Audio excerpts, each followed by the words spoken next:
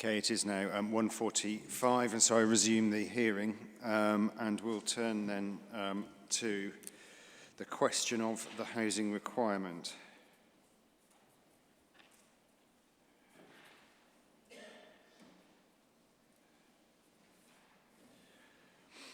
I think what I'll do quite simply is just take issues 2.4, 5 and 6 together.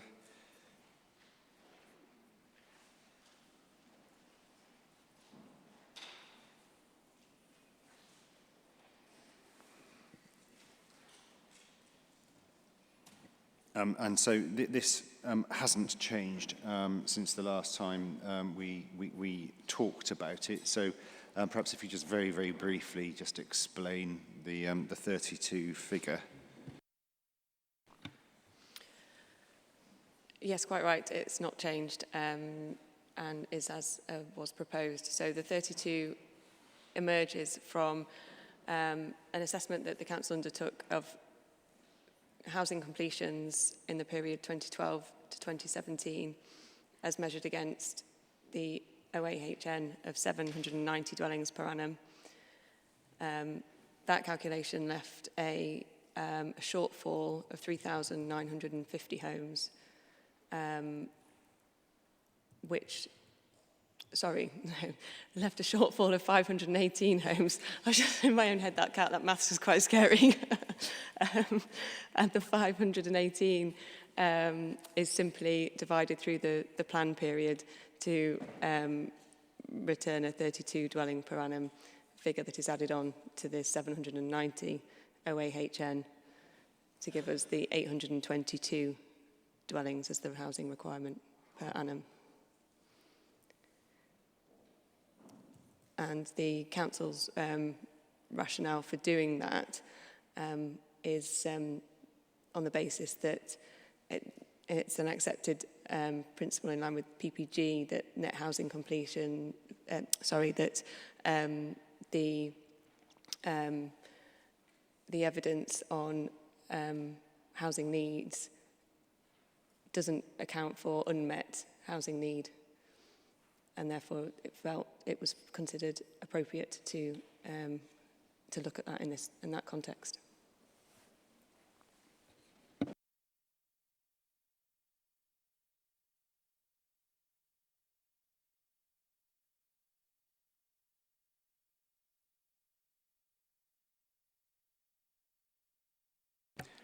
Yeah, I know we've been over this before, but the answer to this question temporarily escapes me. But why from 2012 to 2017?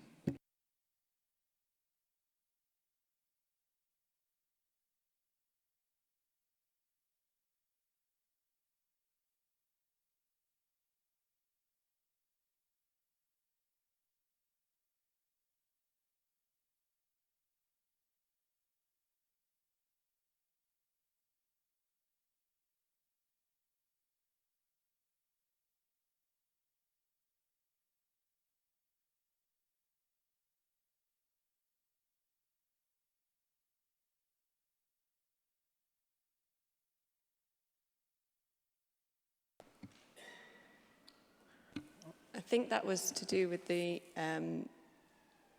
way that the economic evidence had been looked at. I may need to come back to you on this point if that's possible. Yeah, if you're not entirely certain, then yes, if you would get back to me on that, I'd be grateful.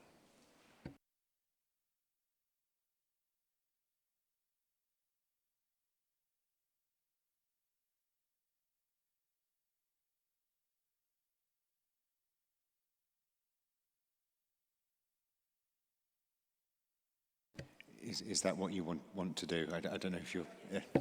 Yes, please, sorry. We can come back to that. Okay, so in effect then, a reasonably simple calculation, as long as you do the maths right.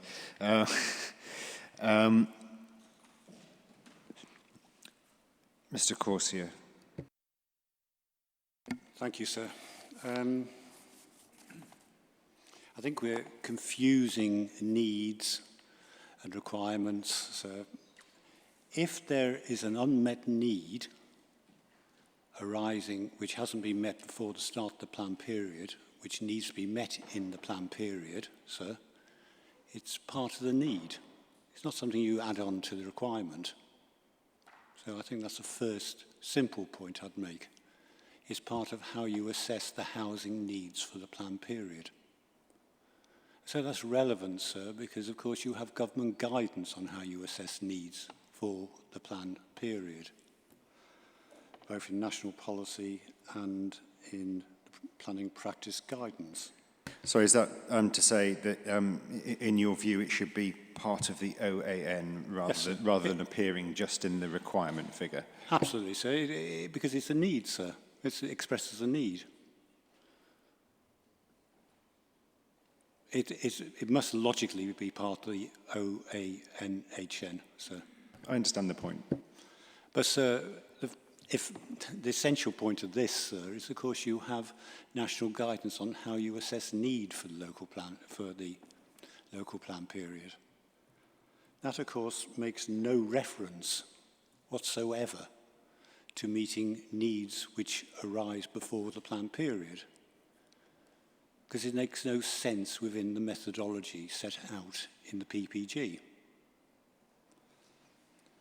Which is, you look, obviously, I don't want to go right through this morning at all, but you look at the household change, sir, and I would take you to, and then obviously use the national, the SNHPs, the subnational household projection, household formation rates. And then you look, sir, if there has been a suppression of households, sir. You then make adjustments to those household formation rates. And so, if I could take you to, that is clearly set out in 14 and paragraphs 14 and 15, well, particularly paragraph 15, sir. And it says, formation rates may have been suppressed historically by undersupply and worsening affordability. The assessment will therefore need to reflect the consequences of past on-delivery of housing. So that has already been done by the council. The essential point on this, sir, is that has already been done by the council in their exercise, because they have gone beyond, they have substantially increased the household formation rates used by the plan. We say they've done that far too far, so in fact there's no evidence for it. I'll come on the evidence point in a moment. But that is the proper way by which you deal with any potential suppression of households, which is of course the effect of undersupply. And the council has already done that, sir, and you will have the concession, well, not the concession, sorry, that's too far. You had the statement from the council that the household formation rates they've used took into account the suppression of households before the start of the plan period. So, sir, we say that this is essentially the council simply double counting. That's the accusation they've made to others in this room, but that is what the council is doing now. And this has no basis whatsoever in national policy or practice guidance. And of course, the second, and I'd say unrelated point, which goes to the fact that the council has backdated using the OAHN of 790 dwellings per annum, which of course is calculated to apply to the 2017 to 2033 period. So there's no evidence that should apply to the earlier period. In any event, the job creation between 2012 and 2017, the effects on the households generated by that job creation will already have been satisfactorily accommodated. And that is, interestingly, also the view of G.L. Hearn, sir, which is in paragraph 3.5 of the 2020 report. We have, where they actually specifically state, we have not examined the economic need associated with historic employment growth, as accommodation has already been provided to support that growth. So we say that, Chair, I should just cover back on the first point. The Council has provided you with no evidence about suppression of household formation rates in the pre-plan period. But, whatever, it is totally illogical to include this requirement, so there's no logic behind it at all. It's a contrivance just simply to bump up the housing requirement to justify the allocations which they had already predetermined on.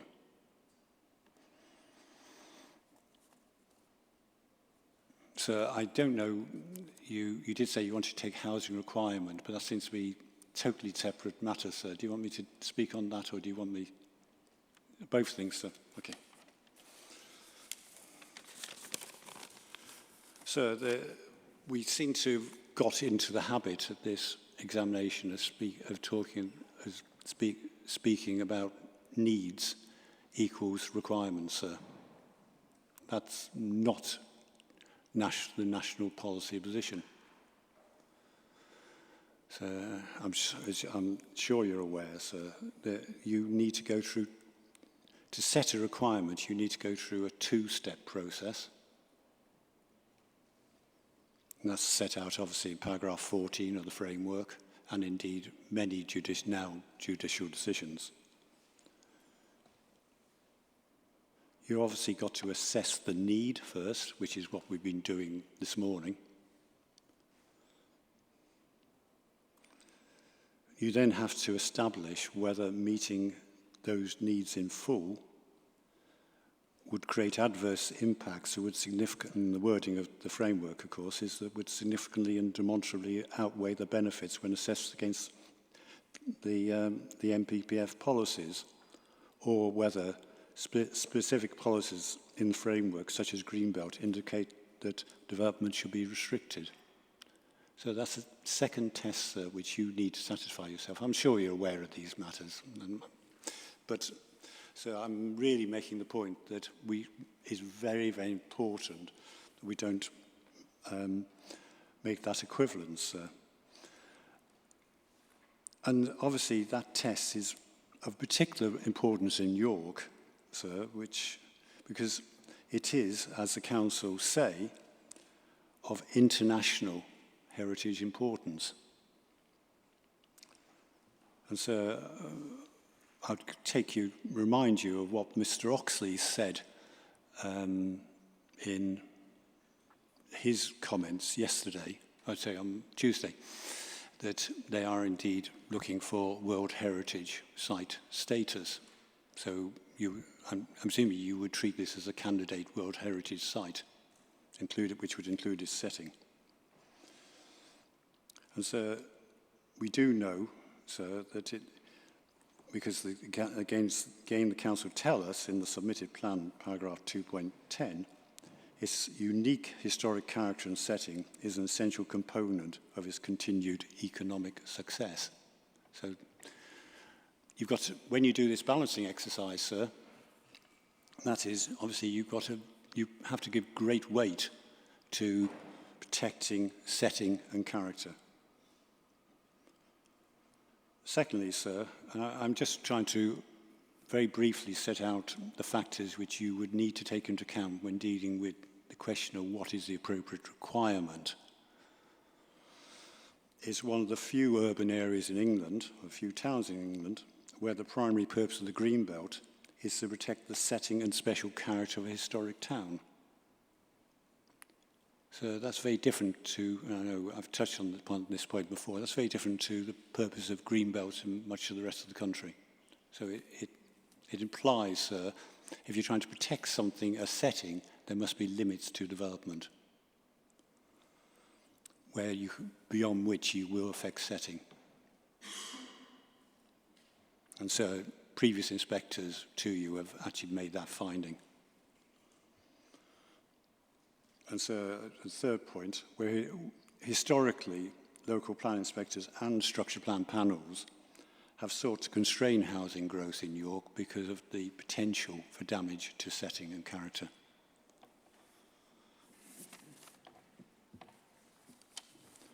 And this, I think this is very important, sir. The housing requirement has now been put to you, and I don't want to go into site-specifics. I know you want to avoid that today. But where a large proportion of the housing growth is planned to take place on greenfield land in locations which both the council now and previous inspectors have found are essential to keep open for greenbelt purposes. And so this will involve large new settlements in the open countryside, away from existing settlements, which will significantly change the settlement pattern in York. Again, I don't want to go into merits, that's for other sessions. But these are very significant. I think if you're assessing harm, that must go into there must be some, you would find that harm be significant. How you do the balance, sir, is going to be a matter for you after you have heard all the evidence on the site-specifics, and indeed other matters, sir, such as air quality, which I think will only come up in phase 4, I think. I don't recall off the cuff when I'm planning to look at air quality, but I understand your general point that Yes, I need to hear everything before I can make. Well, we need to hear everything before we can make decisions and undertake, as you say, that balance. Yes, sir. That's really the point I'm trying to get over. That you have to look at all these factors before deciding on what the appropriate requirement is for York. And so, our conclusion, sir, is that the need to protect setting and character, sir, is such that it would justify not meeting a need of 790 dwellings per annum, or a requirement of 822. So that would be our conclusion. If I can help you any further on that, sir. Thank you, Mr. Corsia.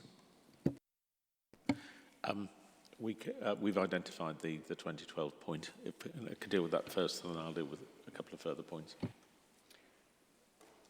It relates back to the economic work and evidence that was undertaken and which had a base date of 2012, which as the plan was developing, I think a view was taken that the planned date should be 2017 to align with other evidence. But notwithstanding that, the council wished to take into account that unmet need prior to the plan period in accordance with that evidence that it had gathered.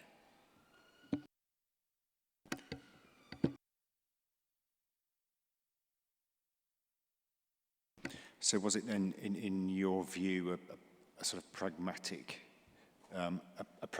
approach? Yes, absolutely that.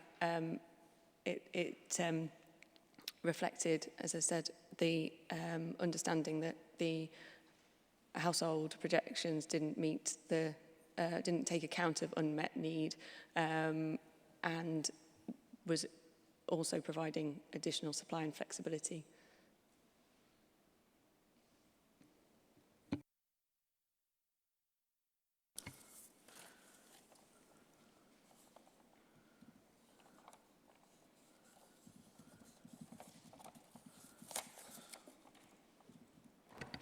Sorry, my apologies. Did you just say adding to the supply for flexibility? Did I hear that correctly? Sorry, if I said supply, I didn't mean supply. Adding to the, in effect, it's a positive step that was and a deliberate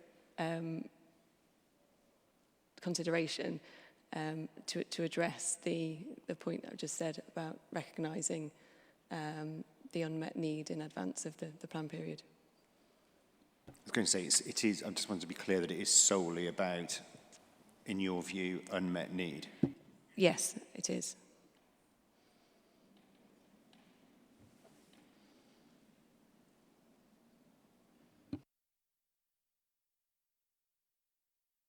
And it's, sorry, just to add to that, it's unmet need associated with the economic aspirations that were, as I said, forecast, and the evidence was emerging at that point.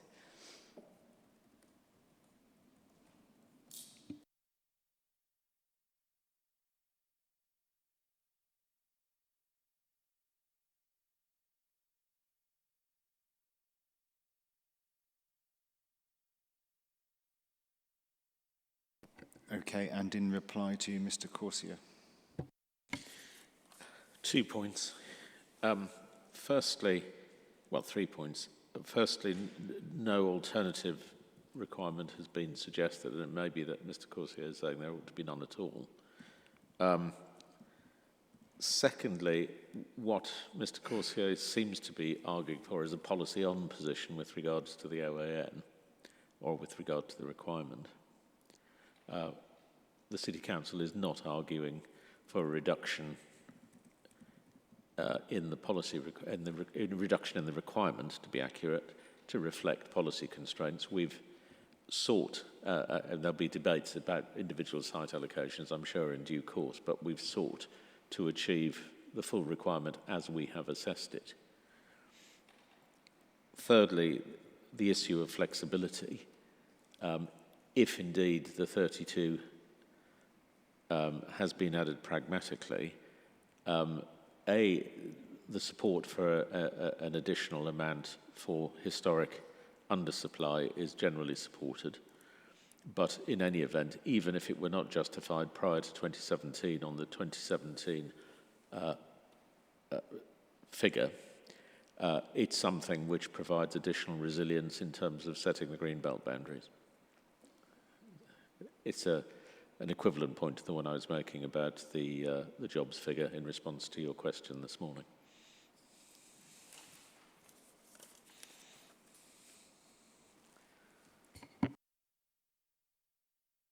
And on Mr. Corsia's point about unmet need having already been accounted for through consideration of suppressed households.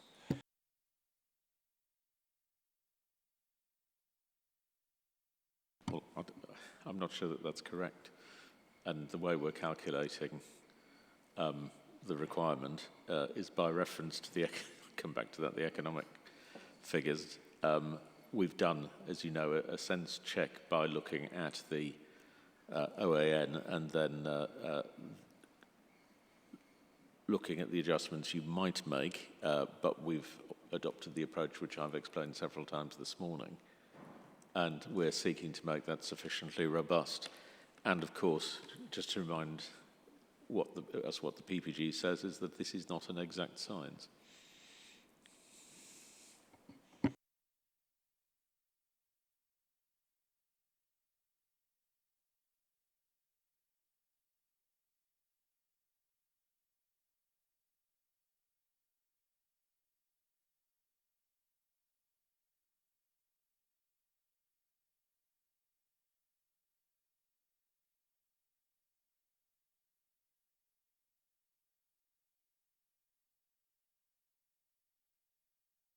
Mr. Corsia. So I would just ask you to check your notes from this morning about what Mr. Elvin actually did say about suppressed households at the start of the plan period, where he specifically conceded, or specifically said, that the elevation of the rates, the household formation rates, took that into account.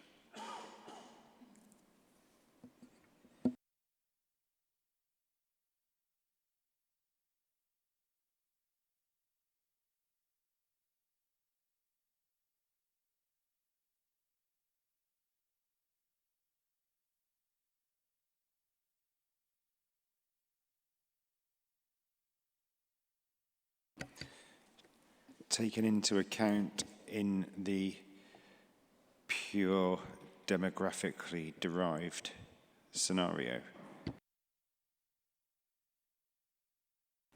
Yes, sir, but it's also taken into account, sir.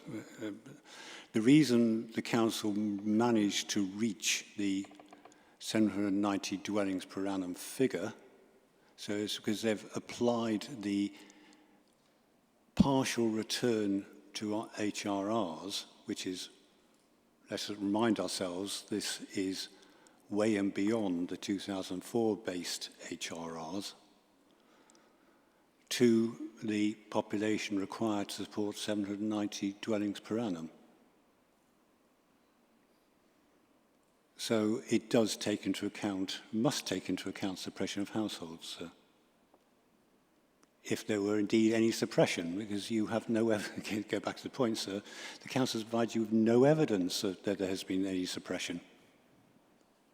And one would normally expect, well, so every public examination of this type I've ever done, where that has been argued, evidence has been adduced to that effect. And it hasn't been adduced in this case. So it is, I can't overemphasize too much to you, sir, where we start, the way the council has built up its figures on housing need is to use one aspirational figure on top of another aspirational figure to produce a very, very high figure. So we have an aspirational job growth figure. The council have gone beyond the 2004 based HRRs, which of course the council would need, even to use those, the council under the transitional range would need to show specific local evidence to justify, and they've gone to even higher HRRs in the use, applying both to the demographic requirement and to the employment requirement. So that is how the council produced such a high figure, sir.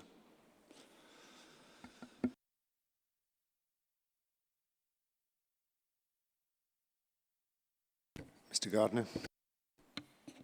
I wasn't wishing to get involved in this debate too much, but just in terms of evidence of suppressed household formation, just for reference, that is shown in a chart, CYC 43A, figure 2, page 9, where we've plotted the formation rates of certain age groups from 2008, 2014 and 2018 based projections. And I think particularly for that 25 to 34 age group, both 2014 and 2018 projections are clearly indicating that there's been some drop in the level of formation of households. So there is that evidence is in there.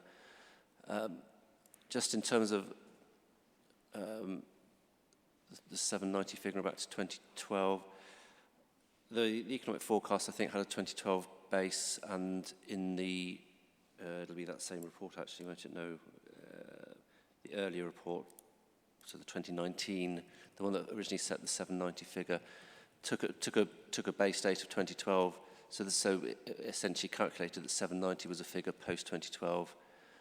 Don't wish to get into merits of what you do if you reset the plan to 2017, but it's clear that in terms of the mathematics, what the council have done have worked on the basis that 790 is an annual figure, and therefore, and it's from 2012 in that report.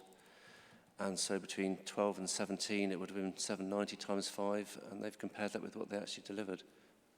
As far as my understanding, not getting to the merits of how or whether backlog should be included, but in terms of the maths, that's where that's come from.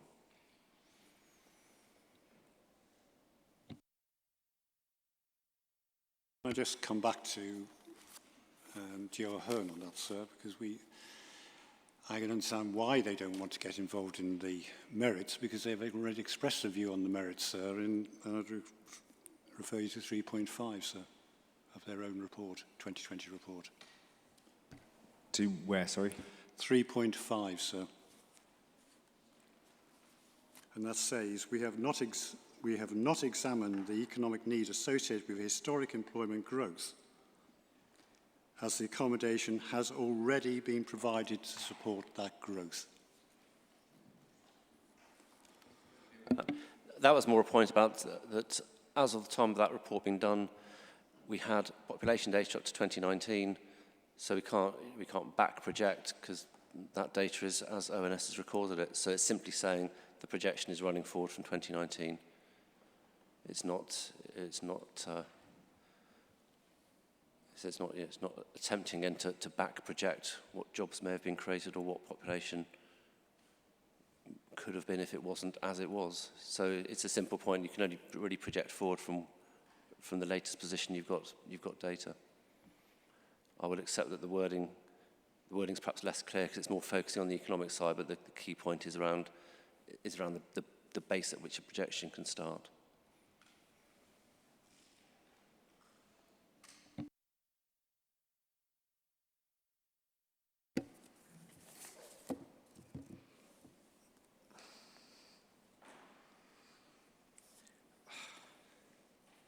My eyesight's worse with them on. Mr. Austin Fell. Yes, thank you, sir.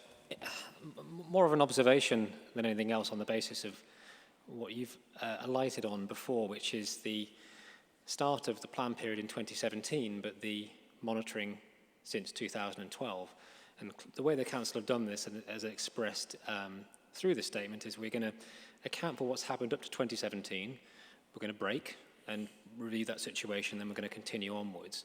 I think it's probably one of the fewer examples I've seen of it done that way, perhaps rather than say, well, we are monitoring from 2012, would it not be appropriate to look at everything that's been completed against the requirement from that date and run all the way up to the present date and time to give us a shortfall or oversupply against that particular figure. I do have the calculations, if that would be helpful to you. It would. Yes, I think I'm having a slow moment. I didn't follow what you said there. My apologies. My fault entirely. Could you just repeat that? Yes, sir. Again, this is something that only has just really been rattling around my head, really. It's whether or not we should look at the shortfall from when the Council want to start monitoring from 2012, but look at that all the way up to where we are now, or the monitoring data that the Council has published, rather than look at what has been published so far, which is to look at the shortfall up to 2017 when the plan starts, and then make a sort of break on that particular position and take things from there forward. So if I can perhaps provide you with one or two bits of information, I can perhaps elucidate on that. I'm just trying to work out how that would be instructive in relation to the plan requirement. I think what you're saying is something that would certainly come into play in relation to 5-year housing land supply, wouldn't it? If you think it's better to deal with them, that's completely fine, sir. It's just as you would drawing around the issue.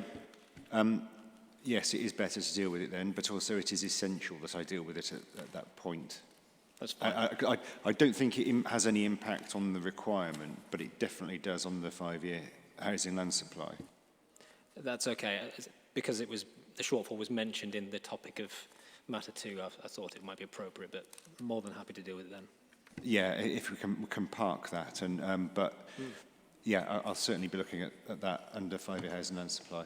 And if Mr. Austin Feller's got some new calculations, I'd like to see them in advance of the housing land supply. We've had a number of issues about material coming in that we haven't been presented here rather than in advance, and be useful to have advance notice. I think I'd be more than happy with that, and Mr. Elden would be more than... I'm not suggesting there should be carte blanche for Mr. Austin Fell to rewrite his case, but if it's necessary to present those to you, then I would like to see them in advance, please. And I'd been more than the night before. My expectation would be that that would be in hearing statements when we get to that stage. Absolutely. Thank you. That's perfectly reasonable.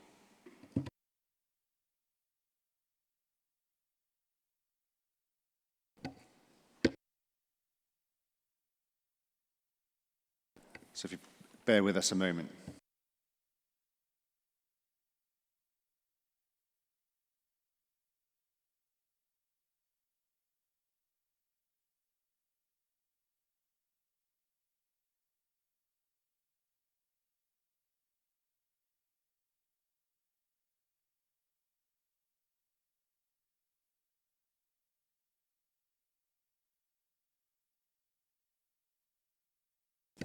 Yeah, in fact, the eagle-eyed Mr. Griffiths has just pointed out or reminded me that that is, in fact, we are in fact talking about 5-year housing and supply.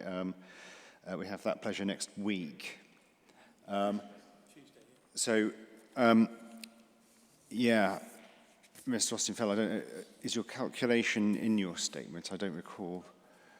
Because if it's not, and it's something that you are looking to whip out of your back pocket, then I will not encourage that. But if you do want to produce or talk about figures at the hearing, then in the spirit of fairness, or to ensure fairness, then the council should have prior sight of that. I'd be quite keen to see it first as well. Absolutely. I don't really like to shoot from the hip in these scenarios, but I do note that the figures are actually included in Mr. Robinson's proof, which is... Well, can we have less of people trying to rely on other people's evidence and put in what their own position is, please?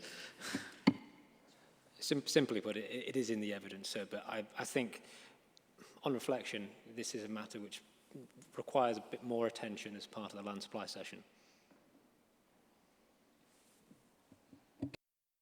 Okay, sure. Well, I think you take the point that if you are wishing to produce some figures of your own that are different to Mr. Robinson's, then the expectation is that, well, that needs to be done now. Thanks for that.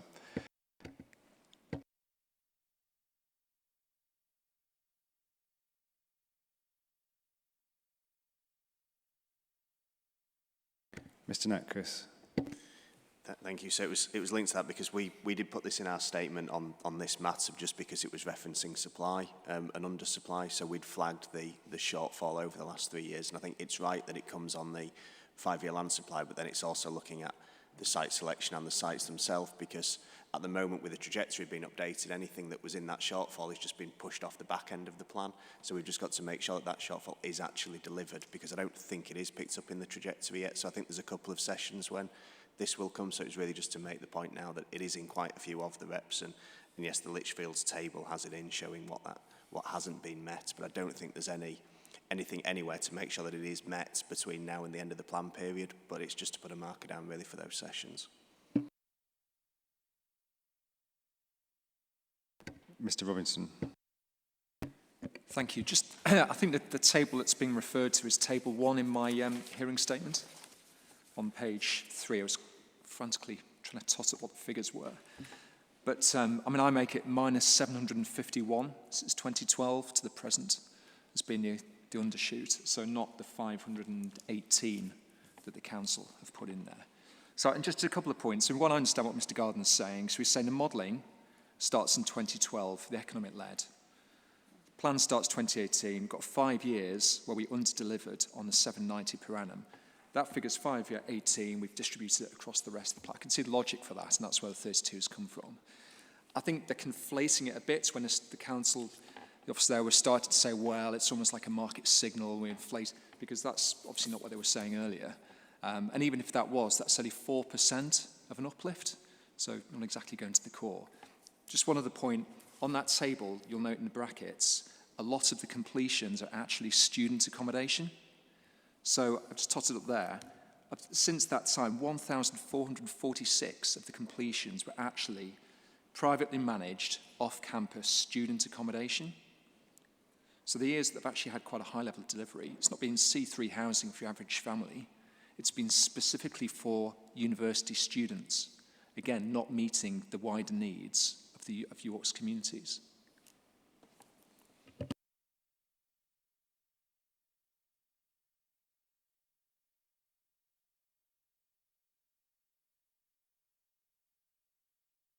When you say not meeting the wider needs of York's communities, I understand the point, but is that not about delivery? It's just delivery that, as it so happens, addresses, in effect, one part of the need. Yes, but it comes back to the point I made earlier, the fact they're not then making proper allowance for the students' needs. So it's coming off the supply, which is fine, you know, the students need the accommodation. But then if you've made no allowance for it as part of the 790 figure, you know, they're having it both ways. They're reducing the requirements, but increasing the supply.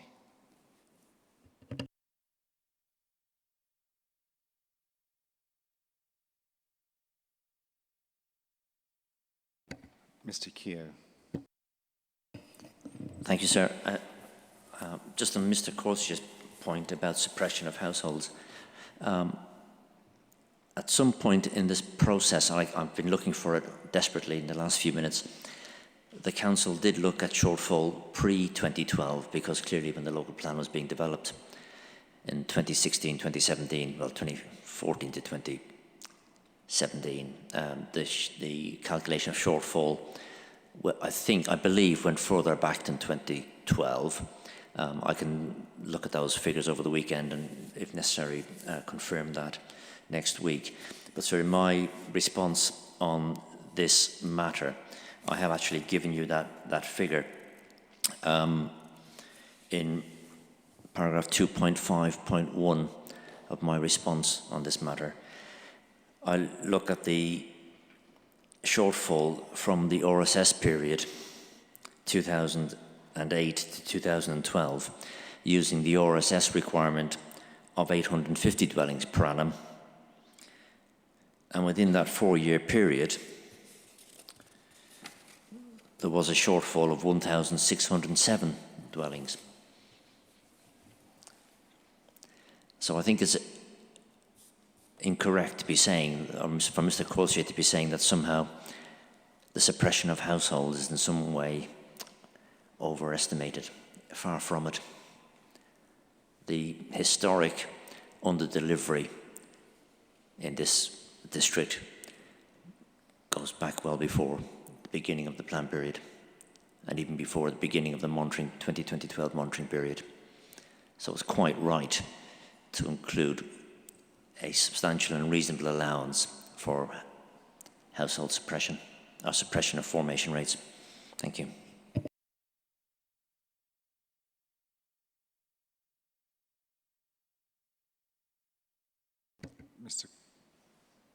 Does the council want the chance to reply before I go to Mr. Corsier? I'll wait to hear what Mr. Corsier has to say first, please. Mr. Corsier. A couple of brief points. RSS. The RSS was obviously based upon figures at one point in time, and like our RSS was prepared just before we went into recession, sir. And to give you some idea of the sort of needs it was assessing, for York, I actually looked it up 2 days ago just to look at the accuracy of their econometric projections. And York was predicting, the RSS was predicting over 2,000 jobs per annum in York over its period, which I think was 2005 to 2021, I'd imagine it was. So well under half was actually achieved in reality. It shows you, I think that that puts a question mark, obviously, over the results of any econometric projection. But can I also go back to figure 2 of the Geo Hearn report? What you have been told was, the impression was given that these are actual, actual rates. These are just differences between the various household formation rates projected forward from 2008 base, 2014 base, 2018 base. They really tell you nothing, except apart from the government, the ONS has taken a view about how household formation rates are expected to decrease. And you are meant to be using those, the most up-to-date 2018, sir, for the basis of your calculation. I don't want to go right through the same arguments again, but that should be your starting point at least. So I don't really think that referring to this shows any evidence of household formation suppression. It just shows you that ONS, the government, or ONS at least, are revising down their household formation rates over time.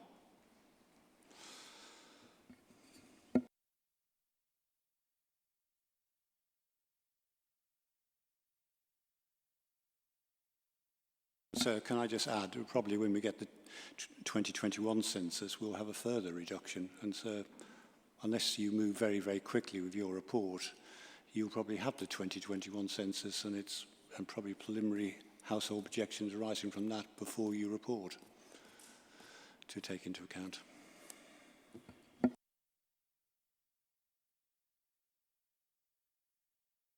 Thank you for introducing that prospect.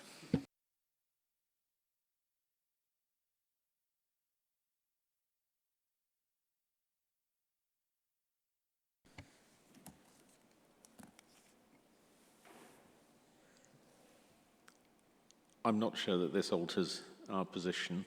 So as far as Mr. Keogh is concerned, I think it's a little dangerous to start relying on a regional spatial strategy that's in terms of the housing supply, which I think was produced in 2008 based on previous figures, and of course, which was revoked 10 years ago. 2012 is a pragmatic start for the reasons we've indicated.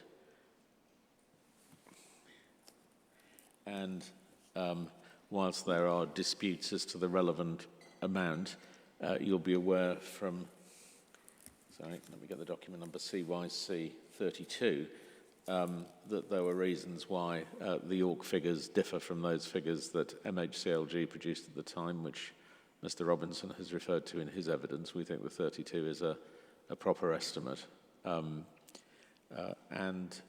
we think, of course, once you get to 2017, then the figures are included within the forward projections in any event, as we said earlier.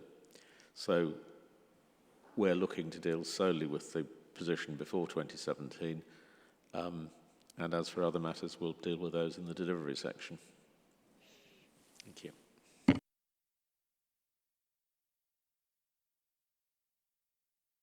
Mr. Keogh. Yes, sir, thank you. I just want to come back and reassure Mr. Elvin, I'm not trying to revisit reset housing supply data or the monitoring data back pre-2012. The reason for my interjection at that point was simply to make the point, as someone who's lived in the city for the past 25 years, has been involved in the local plan process for all that period, hence the lack of hair. I just find it incredulous that Mr. Corsier is trying to make a case that somehow there is low or decreasing demand for housing in this city. I mean, after what you've heard this morning, and the data on median, the affordability ratios, it just doesn't make sense. And as I said, I was just giving those figures pre-2012 just to make the point that this issue of suppressed household formation is a very long-run trend in this city.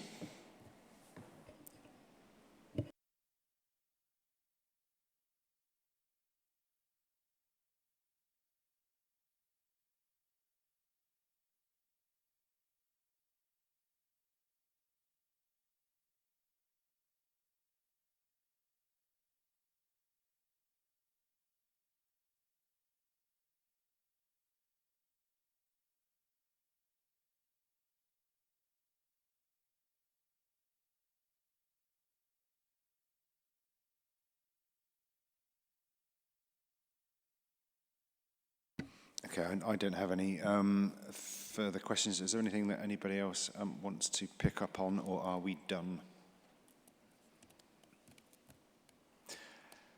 Marvellous. Is there anything that the council wanted to add before we adjourn for the day? I'm not going to repeat my submissions again, but I'm happy we've said what we needed to say. As long as you're happy you've had answers to the questions you've asked. Thank you. Just to remind everyone then that our next session is on Monday morning rather than the Tuesday, and that is starting at 9:30, and therefore I adjourn until then. Thank you. Thanks, everyone. So Until next week. Can we start at 10 on Monday?